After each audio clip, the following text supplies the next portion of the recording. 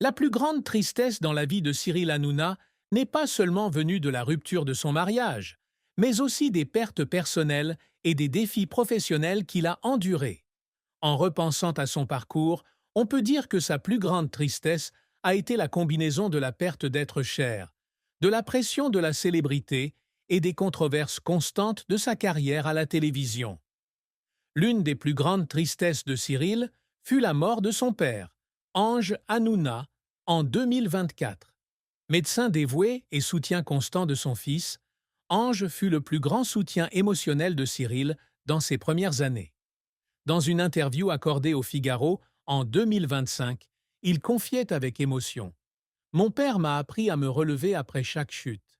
À sa mort, j'ai eu l'impression de perdre une partie de moi-même.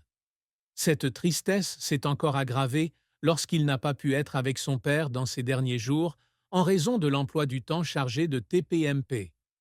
J'ai pleuré toutes les nuits à cause de la culpabilité, a-t-il déclaré. J'aimerais pouvoir y retourner et passer plus de temps avec lui. La carrière de Cyril Hanouna est aussi indissociable de son histoire de tristesse.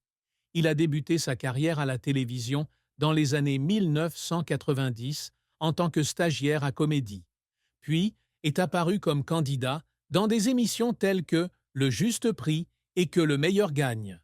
Un grand succès arrive en 2010 lorsqu'il crée et réalise Touche pas à mon poste sur D8, plus tard C8, ce qui en fait l'une des émissions les plus populaires de France, avec plus de 2 millions de téléspectateurs par soir à son apogée. Il a également élargi sa carrière à la radio avec Les Pieds dans le plat sur Europe 1 et a produit de nombreuses émissions via sa société H2O Productions. Cependant, sa carrière n'a pas toujours été facile.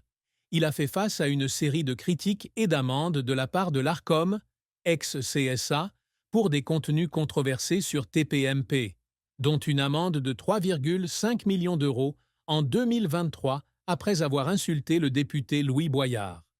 La fermeture de C8 en février 2025 a été un coup dur, l'obligeant à déplacer TPMP sur W9 et à faire face à des doutes sur l'avenir du programme. Je suis triste de voir des années de travail acharné menacées par quelques erreurs, a-t-il déclaré à l'Avenir. La vie de Cyril Hanouna a été une série d'épreuves difficiles, depuis les premiers jours où il a dû faire face à des difficultés financières jusqu'aux événements majeurs de sa vie personnelle et professionnelle. Né dans une famille juive tunisienne à Paris, ses parents, Ange, médecin, et Esther Citruc, vendeuse, ont immigré en France en 1969 dans l'espoir d'une vie meilleure. Cependant, la famille n'était pas riche et Cyril grandit dans des conditions modestes au Lilas, en Seine-Saint-Denis.